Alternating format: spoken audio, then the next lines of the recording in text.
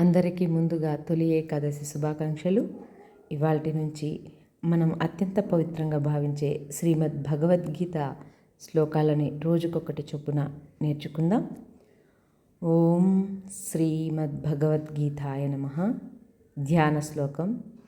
ఓం పార్థాయ ప్రతిబోధితాం భగవతా నారాయణేన స్వయం వ్యాసేన గ్రథితాం పురాణమునినా మధ్యే మహాభారతం అద్వైతామృతవర్షిణీ భగవతి అష్టాదశాధ్యాయిని అంబా త్వామనుసంధదామి భగవద్గీతే భవద్వేషిణీ.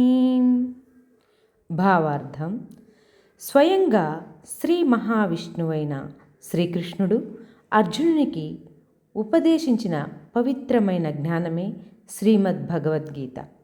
మహర్షి వ్యాసుడు దానిని మహాభారతంలో గ్రంథ రూపంలో పొందుపరిచారు.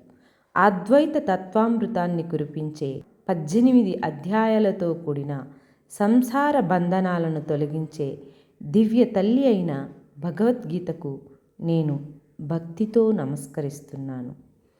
శ్రీమద్ భగవద్గీత కేవలం ఒక గ్రంథం మాత్రమే కాదు, జీవిత మార్గదర్శిని కూడా.